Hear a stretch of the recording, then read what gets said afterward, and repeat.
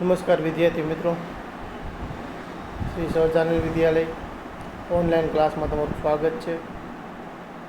વિષય નામાના મૂળતત્વ, પ્રકરણ 1 ભાગીદારી વિષય પ્રવેશ.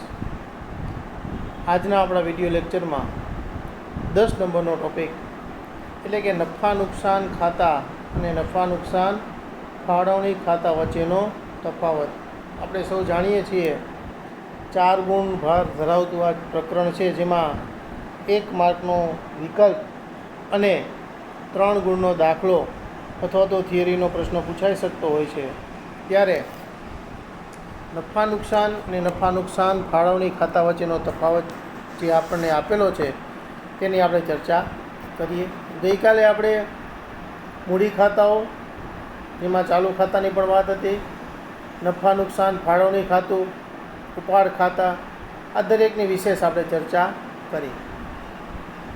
હવે નફા નુકસાન ખાતું, જેમ કે આપણે બધા સૌ જાણીએ છીએ, 11મા ધોરણમાં અભ્યાસ કર્યો, વેપાર ખાતા બાદ નફા નુકસાન ખાતું બનાવવામાં આવે છે.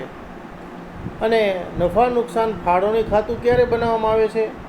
તો નફા નુકસાન ખાતું બનાવ્યા બાદ ભાગીદારી પેઢીના જે હિસાબો હોય છે એમાં ભાગીદારોને વહેંચણી પાત્ર જે કાંઈ નફો મળે કે નુકસાન હોય તેના માટે નફા નુકસાન ફાળવણી ખાતું બનાવવામાં આવે છે. તો આ શા માટે બંને બનાવવામાં આવે છે? ફરી વખત આ તફાવત શરૂ કરતાં પહેલાં એક વાત કરીએ કે નફા નુકસાન ફાળવણી ખાતું એ નફા નુકસાન ખાતાનો જ એક ભાગ છે. એટલે નફા નુકસાન ખાતું છે તેની જ અમુક વ્યવહારો, એન્ટ્રીઓ જે કહેવાય એ નફા નુકસાન ફાળવણી ખાતે લખવામાં આવે છે, જેની આપણે અગાઉ પણ એક વખત ચર્ચા આવી ગઈ છે. વિકલ્પ એક વાક્ય તરીકે પણ પૂછાઈ શકે. તફાવતમાં પ્રથમ મુદ્દો છે અર્થ. સ્ક્રીન ઉપર તમે જોઈ શકો છો, તમારી પાસે પાઠ્યપુસ્તક પણ છે, તેમાં પણ તમે વાંચ્યું હશે, વાંચતા હશો. વેપાર ખાતું તૈયાર કર્યા બાદ ધંધાનો ચોખ્ખો નફો કે નુકસાન જાણવા માટે તૈયાર કરવામાં આવતું ખાતું એટલે નફા નુકસાન ખાતું. નફા નુકસાન ફાળવણી ખાતાની વાત કરીએ તો નફા નુકસાન ખાતું તૈયાર કર્યા બાદ ભાગીદારો વચ્ચે નફા કે નુકસાનની વહેંચણી કરવા તૈયાર કરવામાં આવતું ખાતું એટલે નફા નુકસાન ફાળવણી ખાતું. કોણ તૈયાર કરે છે? બધા જ ધંધાકીય એકમો નફા નુકસાન ખાતું તૈયાર કરે છે. અહીંયા આપણે અગાઉ ચર્ચા કરી ગયા, આપણો નામાના મૂળ તત્વો વિષયનો પ્રથમ ભાગ ભાગીદારીને લગતા જ સાથે ચેપ્ટરો છે. એટલે સામાન્ય રીતે ભાગીદારી પેઢી નફા નુકસાન ફાળવણી ખાતું તૈયાર કરે છે. મુદ્દા નંબર 3, ખાતાની શરૂઆતમાં નોંધ.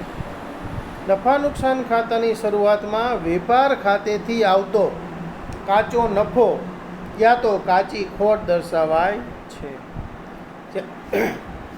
જ્યારે નફા નુકસાન ફાળવણી ખાતાની શરૂઆતમાં નફા નુકસાન ખાતાથી શોધેલ ચોખ્ખો નફો કે ચોખ્ખી ખોટ દર્શાવવામાં આવે છે. વેપાર ખાતાના અંતમાં ઉપજતી જે ઉપજ છે એ કાચો નફો પણ હોઈ શકે, કાચી ખોટ પણ હોઈ શકે, જે નફા નુકસાન ખાતાની શરૂઆતમાં આવે છે. અને વેપાર ખાતામાંથી આ જે કાચો નફો કે કાચી ખોટ આવ્યા બાદ અન્ય વ્યવહારો થયા બાદ જે વધે, છેવટે જે મળે તે ચોખ્ખો નફો યા તો ચોખ્ખી ખોટ, જેને નફા નુકસાન ફાળવણી ખાતે લઈ જવામાં આવે. ઉધાર બાજુ. મિત્રો, આપણે જાણીએ છીએ કોઈ પણ ખાતું હોય તેની ઉધાર બાજુ ખર્ચને લગતા વ્યવહારો સામાન્ય રીતે આવતા હોય છે અને જમા બાજુ આવકને લગતા. આ ખાતામાં એટલે કે નફા નુકસાન ખાતામાં ઉધાર બાજુ ખરીદીને લગતા ખર્ચા સિવાય બધા જ પ્રકારના ખર્ચા, વહીવટી, નાણાકીય, વેચાણ વિતરણ, ઘસારો, ભાગીદારની લોનનું વ્યાજ, જેની આપણે ગઈકાલે ચર્ચા કરી ગયા કે ભાગીદારની લોનનું વ્યાજ છે તેમાં ભાગીદાર શબ્દ આવતો હોવા છતાં પણ તે નફા નુકસાન ફાળવણી ખાતે નથી આવતી નોંધ. મેનેજરનું કમિશન અને જોગવાઈઓ તથા અન્ય ખર્ચાઓ અને નુકસાન છે તેની નોંધ નન્નું ખાતે એટલે કે નફા નુકસાન ખાતે કરવામાં આવે છે. સામે નફા નુકસાન ફાળવણી ખાતાની ઉધાર બાજુ જે વિગતો આવે છે તે ગઈકાલે આપણે જોઈ. મૂડી પર વ્યાજ, ચાલુ ખાતાની જમા બાકીનું વ્યાજ, ભાગીદારોનો પગાર, બોનસ, કમિશન, મહેનતાણું વગેરે જેવી નોંધો કરવામાં આવે છે. અહીં એક ફરી વખત ચર્ચા તમને યાદ અપાવી દઉં. નફા નુકસાન ફાળવણી ખાતાની ઉધાર બાજુની જે નોંધ છે મિત્રો, તેની સામે ક્રોસ એન્ટ્રી ભાગીદારના મૂડી કે ચાલુ ખાતે જમા બાજુ કરવામાં આવતી હોય છે. પ્રેક્ટિકલ દાખલા વખતે આ ખાસ આપણને કામ આવશે. જમા બાજુ, આ ખાતાની જમા બાજુ ધંધાની વિવિધ ઉપજો આવે છે. ધંધાને જે ઉપજ થઈ હોય, ફાયદો થયો હોય, તે બધી નોંધ અહીંયા આવતી હોય છે. 11મા ધોરણમાં આપણે વેપાર નફા નુકસાન ખાતું અને પાકા સરવૈયા વિશે નોંધ લીધી હતી, આપણે ભણ્યા હતા, એટલે તમને થોડું ઘણું યાદ હશે. અને આના પછીનું પ્રકરણ જે છે ભાગીદારના વાર્ષિક હિસાબ, તેમાં ફરી વખત તે બધું જ આપણે રિવિઝન કરી સુધારા વધારા સાથે જે કાંઈ નવી બાબતો સંકળાયેલી હોય તેનો અભ્યાસ કરી અને પ્રકરણ 2 જે 11 માર્કનો દાખલો બોર્ડની પરીક્ષામાં પૂછાય છે તેની તૈયારી કરવાના છીએ.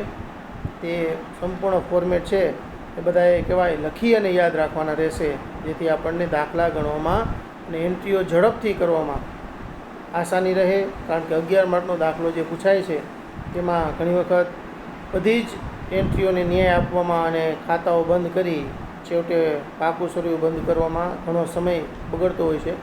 એટલે જેટલું આપણને ફોર્મેટ પાકું એટલો આપણો સમય બચે અને એન્ટ્રીઓ ઝડપથી થાય એટલું આપણે પેપર પૂરું કરવા માટે 100 માર્કનું સારી રીતે ગણવા માટે આપણને કામમાં લાગે છે.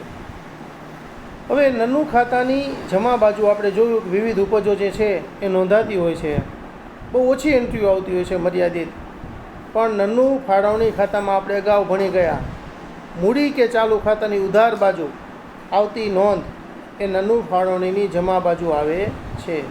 આ ખાતાની જમા બાજુ ઉપાડ પર વ્યાજ, ચાલુ ખાતાની ઉધાર બાકીનું વ્યાજ નોંધાય છે. ખાતાનું પરિણામ હમણાં આપણે ચર્ચા કરી ગયા અગાઉના મુદ્દા નંબર 3માં. આ ખાતું તૈયાર એટલે કે નન્નું ખાતું તૈયાર કરવાથી પેઢીનો ચોખ્ખો નફો કે ચોખ્ખી ખોટ મળે છે. સામે નન્નું ફાળવણી ખાતું જ્યારે આપણે બંધ કરીએ ત્યારે અંતે વધતી રકમ છે એ વહેંચણી પાત્ર નફો યા તો વહેંચણી પાત્ર ખોટ હોઈ શકે છે. ખાતાની બાકી ક્યાં લઈ જવામાં આવે છે? તો નન્નું ખાતાની બાકી નન્નું ફાળવણી ખાતે અને નફા નુકસાન ફાળવણી ખાતાની બાકી જે છે એટલે કે નફો કે ખોટ તે ભાગીદારોના મૂડી ખાતે યા તો એના ચાલુ ખાતે લઈ જવામાં આવે છે અને તેમને ભાગે પડતું એમના પ્રમાણમાં વહેંચી દેવામાં આવે છે. મિત્રો, આ પ્રકરણ 1માં થિયરીના મોટાભાગના આપણે ટોપિક જે છે અત્યાર સુધી આવી ગયા છે અને હવે આમનોંધ અને દાખલાઓ જે છે એની શરૂઆત માટે આપણે આગળ વધવાનું છે, જેની આપણે હમણાં ખાતાઓમાં એન્ટ્રી સ્વરૂપે જે નોંધ હતી તેની આમનોંધ જો જોઈએ તો આપણને ખ્યાલ જ છે 11માં આમનોંધો ભણી ગયા છીએ કે મૂડી પર વ્યાજ હોય મિત્રો, તો મૂડી પર વ્યાજ છે તે કઈ રીતે આપવામાં આવે છે? તો મૂડી પર વ્યાજ ખાતે ઉધાર તે ભાગીદારના મૂડી યા તો ચાલુ ખાતે જમા. આપણને ખ્યાલ છે ભાગીદારના મૂડી કે ચાલુ ખાતે કઈ નોંધ આવતી હોય છે? ભાગીદારને જે તેની મૂડીમાં વધારો કરતી હોય, તેને ફાયદો કરતી હોય તો મૂડી પર વ્યાજ એને મળવાપાત્ર છે, તેની આવક છે તો તેના મૂડી કે ચાલુ ખાતે જમા થાય છે. જ્યારે વર્ષના અંતે મૂડી પર વ્યાજ નન્નું ફાળવણી ખાતે લઈ જવામાં આવે એટલે આપણે તો મુખ્ય નંબર 2 નંબરની નોંધ છે તેની જ આપણે સીધી પ્રત્યક્ષ નોંધ કરતા હોઈએ છીએ કે નન્નું ફાળવણી ખાતે ઉધાર તે મૂડી પર વ્યાજ ખાતે જમા. પણ આપણે ક્રોસ એન્ટ્રી કરીએ એટલે નન્નું ફાળવણી ખાતે ઉધાર તે ભાગીદારના મૂડી ખાતે જમા. આ રીતે સીધી સ્પષ્ટ આપણી એન્ટ્રી થતી હોય છે. હવે પગાર, બોનસ, કમિશન કે મહેનતાણા તેમાં પણ આપણે ચર્ચા કરી ગયા કે ભાગીદારને મળવાપાત્ર જે રકમો છે તે તેના મૂડી કે ચાલુ ખાતે જમા થાય છે. પેઢી માટે તે ખર્ચ હોવાથી નફા નુકસાન ફાળવણી ખાતે ઉધાર થાય છે. ઉપાડ પર વ્યાજ ભાગીદાર માટે ખર્ચ પેઢી માટે આવક છે, તો ભાગીદારના મૂડી કે ચાલુ ખાતે ઉધાર અને નફા નુકસાન ફાળવણી ખાતે જમા. સામાન્ય અનામત ખાતે લઈ ગયેલ નફો. મિત્રો, આની આપણે ચર્ચા કરી ગયા કે નફા નુકસાન ફાળવણી ખાતે જે નફાની વહેંચણી કરતા હોઈએ તે પહેલાં સામાન્ય અનામત ખાતે રકમ લઈ જવાની જો જોગવાઈની વાત કરી હોય દાખલામાં, તો જ આપણે લઈ જવાની થતી હોય છે. તો તે નફા નુકસાન ફાળવણી ખાતાની ઉધાર બાજુ અને સામાન્ય અનામત ખાતે જમા એટલે કે પાકા સરવાયામાં દર્શાવવામાં આવે છે. નફા નુકસાન ફાળવણી ખાતે નફો કે ખોટ હોય તો આપણને ખ્યાલ છે કે જો નફો હોય તો નનું ફાળવણી ખાતે ઉધાર, તે મૂડી કે ચાલુ ખાતે જમા. આનાથી વિરુદ્ધ ઉલટું જો નુકસાન કે ખોટ કહીએ તો ભાગીદારના મૂડી કે ચાલુ ખાતે ઉધાર અને નનું ફાળવણી ખાતે જમા. લોન પર વ્યાજ. ભાગીદારની લોન પર વ્યાજ. જ્યારે લોન પર વ્યાજ ચૂકવવામાં આવે ત્યારે લોન પર વ્યાજ ખાતે ઉધાર, તે રોકડ ખાતે જમા. જ્યારે લોન પર વ્યાજ ચૂકવવાનું બાકી હોય ત્યારે લોન પર વ્યાજ ખાતે ઉધાર, તે લોન પર ચૂકવવાના બાકી વ્યાજ ખાતે. આ જે ચૂકવવાનું બાકી છે મિત્રો, લોન પર વ્યાજ, તે આપણું દેવું ગણાય છે પેઢીનું. એટલે આપણે પાકું સરવું બનાવીએ ત્યારે મૂડી દેવા બાજુ તેને દર્શાવવું પડે છે. અને હવાલા તરીકે આપણી એન્ટ્રી હોય તો બે જગ્યાએ નોંધ થાય છે, નન્નું ખાતે અને પાકા સરવૈયામાં. વર્ષના અંતે લોન પર વ્યાજ નફા નુકસાન ખાતે, છેવટે આપણે જે વાત હમણાં કરી ગયા તે નફા નુકસાન ખાતે ઉધાર, તે લોન પર વ્યાજ ખાતે. હવે કરારનામા મુજબ ભાગીદારોને મૂડી પર વ્યાજ. ભાગીદારી કરારનામામાં જોગવાઈ હોય તો શું મળી શકે છે અને કઈ રીતે મળી શકે છે, ન હોય તો શું મળી શકે કે શું ન મળે, તેની થોડી ચર્ચાઓ છે. આ મુદ્દાઓ જે છે એ થિયરીમાં, ખાસ કરીને વિકલ્પ એક વાક્યમાં આમાંથી પ્રશ્નો બની શકતા હોય છે. જ્યારે ભાગીદારી કરારનામામાં મૂડી પર વ્યાજ અંગે કોઈ જોગવાઈ ન હોય, અગાઉ આપણે ચર્ચામાં આવી ગઈ વાત, તો શું થાય છે મિત્રો? મૂડી પર વ્યાજ આપી શકાય નહીં. જ્યારે ભાગીદારી કરારનામામાં મૂડી પર વ્યાજ આપવાની જોગવાઈ હોય પરંતુ વ્યાજને ખર્ચ ગણવું કે નફાની ફાળવણી ગણવી તે અંગે સ્પષ્ટતા ન હોય ત્યારે ત્રણ મુદ્દાઓ આપેલા છે. નુકસાનના સંજોગોમાં મૂડી પર વ્યાજ આપી શકાય નહીં. મિત્રો, યાદ રાખવાનું છે કે જો નુકસાન ગયું હોય તો મૂડી પર વ્યાજ જે છે એ પેઢી ભાગીદારને ન પણ આપે. જો કે આપણા દાખલાઓમાં આટલી ક્રિટિકલ બાબતો બહુ પૂછાતી નથી, 3 માર્કનો દાખલો હોય છે એટલે, પણ વાર્ષિક હિસાબના દાખલામાં કદાચ આવે તો આ બાબતે ધ્યાન રાખવું. બહુ આપણા દાખલાઓ ક્રિટિકલ આપેલા નથી. મૂડી પર ચૂકવવા પાત્ર જેટલો અથવા તો વધારે નફો હોય તો નક્કી કરેલા દરે મૂડી પર વ્યાજ આપી શકાય. અને ત્રીજું, મૂડી પર ચૂકવવા પાત્ર વ્યાજ કરતાં નફો ઓછો હોય તો નફા જેટલી જ રકમ મૂડી પર વ્યાજ તરીકે ભાગીદારોને મૂડીના પ્રમાણમાં વહેંચી શકાય છે. આ બાબતો ખાસ શીખવા જેવી છે થિયરીના મુદ્દા તરીકે. અને છેલ્લે, કરારનામામાં મૂડી પર વ્યાજ આપવાની જોગવાઈ સાથે તેને ખર્ચ તરીકે ગણવાની પણ સ્પષ્ટતા હોય. એટલે કે નફા કે નુકસાનના દરેક કિસ્સામાં વ્યાજ આપવું. નફો પૂરતો હોય કે ન હોય, નુકસાન હોય તો પણ નક્કી કરેલ દરે મૂડી પર વ્યાજ આપી શકાય. તો આ કિસ્સામાં નફા નુકસાન ફાળવણી ખાતું વહેંચણી પાત્ર નુકસાન દર્શાવે છે. આપણા દાખલામાં મોટાભાગે આ રીતે જોવા મળતું હોય છે કે નફો હોય કે નુકસાન, મૂડી પર વ્યાજ ચૂકવવાનું જ. એટલે આપણે આ 3જા નંબરનો મુદ્દો છે એ દાખલાઓમાં વિશેષ જોવા મળે છે. અને હવે એને લગતા અમુક ટકાવારીના લગતા મુદ્દાઓ આપ્યા છે અને તેની સમજણ પણ તમને આપેલી છે. એ અને બી 4:1ના પ્રમાણમાં નફો નુકસાન વહેંચતા ભાગીદાર છે. 1/4/2016ના રોજ તેમની મૂડી અનુક્રમે રૂપિયા 4 લાખ અને 2 લાખ છે. તો ભાગીદારી કરારનામામાં મૂડી પર વ્યાજ અંગે નીચે મુજબની જોગવાઈ હોય તો 31/3/2017ના રોજ પૂરા થતા વર્ષ માટે નફા નુકસાન ફાળવણી ખાતું કે નફા નુકસાન ખાતું જે જરૂરી હોય તે તૈયાર કરો. મિત્રો, પહેલો મુદ્દો છે, પહેલો પ્રશ્ન છે, જો ભાગીદારી કરારનામામાં મૂડી પર વ્યાજ અંગે કોઈ જોગવાઈ ન હોય અને પેઢીનો વાર્ષિક નફો ₹40,000 હોય, તો આપણને સૌને યાદ છે, હમણાં જ આપણે જેની ચર્ચા કરી ગયા, જોગવાઈમાં કોઈ વાત થયેલી નથી, તો શું થશે?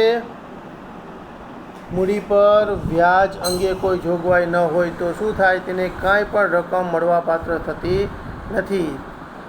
એટલે અહીંયા તમે જોઈ શકો છો, માત્ર નફા નુકસાન ફાળવણી ખાતું જે છે તે બનાવેલું છે અને તેમાં ભાગીદારોને 40,000 નફો છે તેમના મૂડીના પ્રમાણમાં, એટલે કે મૂડીનું પ્રમાણ જે આપણને આપેલું છે 4:1, તે રીતે 40,000 ભાગ્યા 5 તમે કરો એટલે 1/8,000 આવતા એને 32,000 અને બીને 8,000 પૂરેપૂરો નફો વેચી દીધો છે. મૂડી પર વ્યાજની અલગથી કોઈ ફાળવણી થઈ નથી. બરાબર? તો જોઈ શકાય છે કે કોઈ તેને વ્યાજ મળતું નથી. આ રીતે બીજો મુદ્દો જે છે તેમાં આપણે વાત કરીએ તો તેમાં આપણને કીધું છે, જો ભાગીદારી કરારનામામાં મૂડી પર વાર્ષિક 10% દરે વ્યાજ આપવાની જોગવાઈ હોય અને પેઢીનો વર્ષનો નફો કેટલો થયો હોય મિત્રો? 80,000. અહીંયા જોગવાઈ છે મૂડી પર વ્યાજ 10% આપવાનું છે. જોઈ શકાય છે કે આપણે એની ફાળવણી કરી શકીએ તેમ છીએ. તો સૌથી પહેલાં 10% લેખે તેને વ્યાજ જે આપવાનું થતું હોય છે તે આપવાનું છે. તો એને 40,000 રૂપિયા, 4 લાખના 10% લેખે, અને બીને 2 લાખના 10% લેખે 20,000, એમ 60,000 રૂપિયા તેને મળે છે. અને અંતમાં વધતો 20,000 નફો છે તે 4:1, એટલે કે કુલ 5ના પ્રમાણમાં 16,000 ને 4,000 બંને ભાગીદારોને મળે છે. ત્રીજી વાત, મૂડી પર વાર્ષિક 10% વ્યાજ આપવાની જોગવાઈ હોય તો ત્રીજો મુદ્દો આપણો જોઈએ કે 10%ના દરે જો જોગવાઈ છે અને નફો માત્ર જોઈ શકો છો તમે મિત્રો કેટલો થયો છે? 30,000. મુદ્દા નંબર 2માં તમે લોકો ભણી ગયા, જોયું આપણે કે 10% લેખે જો વ્યાજ આપીએ તો ખરેખર બંને ભાગીદારોને જે મળવાપાત્ર વ્યાજ છે એ તો 60,000 થઈ જાય. પણ અહીંયા પ્રશ્ન એ છે કે નફો જ માત્ર 30,000 રૂપિયા થયો છે. તો અહીંયા જોઈ શકાય છે કે ચોખ્ખો નફો જે છે એ માત્ર 30,000 છે. વ્યાજ ચૂકવવા માટે પણ પૂરતો નફો નથી. એટલે તેમને મૂડી પર વ્યાજ જે છે તે તેમના પ્રમાણ મુજબ ચૂકવવામાં આવે છે. મૂડી પર વ્યાજ એ અને બી. મૂડી પર વ્યાજ નોંધમાં આપેલું છે 10%ના દરે. એનું 40,000 અને બીનું 20,000, એમ 60,000 થતું હતું. પરંતુ ચોખ્ખો નફો જ આપણો ઓછો છે 30,000. તેથી નફા કરતાં વધારે મૂડી પર વ્યાજ ચૂકવી શકાય નહીં. 30,000 રૂપિયા જે નફો છે જેટલું જ મૂડી પર વ્યાજ મૂડીના પ્રમાણમાં, એટલે કે 2:1, 20,000 અને 10,000 રૂપિયા એમને મળવાપાત્ર થાય છે. અંતમાં આપણે દાખલા નંબર 4, જો ભાગીદારી કરારનામામાં મૂડી પર વાર્ષિક 10%ના દરે વ્યાજ આપવાની તેમજ તેને ખર્ચ તરીકે ગણવાની જોગવાઈ કરવામાં આવી હોય તો પેઢીનો વાર્ષિક નફો ₹30,000 હોય ત્યારે. અહીંયા પણ તમે જોઈ શકો છો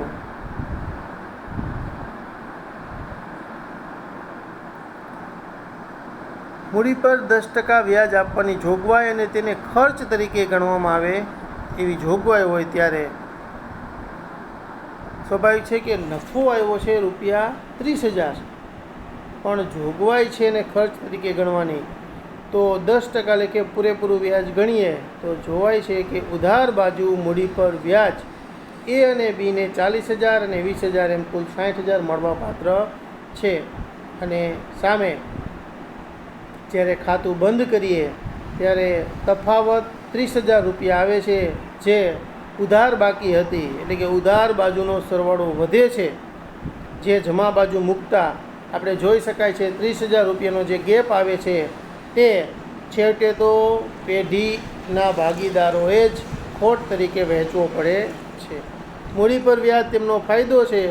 અહીંયા એ મેળવવા જતાં અન્ય કોઈ આવક ન થઈ હોવાથી તેમને 30,000 રૂપિયા ખોટ ભોગવવી પડે છે. કુલ જે ચોખ્ખી ખોટ તેમને તેમના નફા નુકસાનના પ્રમાણમાં 4:1 24,000 અને 6,000 વહેંચવી પડે છે. છેલ્લો મુદ્દો આપણો જે છે આજનો દાખલાનો, જેની રકમ છે, જો ભાગીદારી કરારનામામાં મૂડી પર 10% દરે વ્યાજ આપવાની તેમજ તેને ખર્ચ તરીકે ગણવાની જોગવાઈ હોય અને પેઢીની ખોટ 10,000 રૂપિયા હોય. દાખલા નંબર 4ની જેમ સેમ ફોર્મેટ આપણું રહેશે. ખોટ છે મિત્રો 10,000, એ પણ ઉધાર બાજુ, મૂડી પર વ્યાજ 10%, કારણ કે જોગવાઈ કરેલી છે એટલે 60,000 રૂપિયા. આમ ઉધાર બાજુ 70,000 રૂપિયા થાય છે.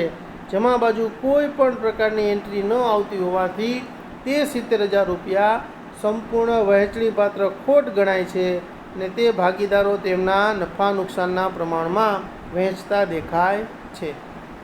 એટલે આ રીતે જ્યારે ખર્ચની જોગવાઈ હોય ત્યારે પૂરતો નફો ન હોય તો પણ મૂડી પર પૂરતું વ્યાજ ચૂકવવું પડે છે, અને કદાચ તેના કારણે પૂરતો નફો ન હોવાથી જ્યારે તમે મૂડી પર વ્યાજ ચૂકવો છો ત્યારે છેવટે જે વધે છે તે વહેંચણીપાત્ર ખોટ તરીકે ભાગીદારોએ રકમ ભોગવવી પડે છે. ઓકે, આજના ટૉપિકમાં આપણે આજે આટલે સુધી રાખીશું મિત્રો.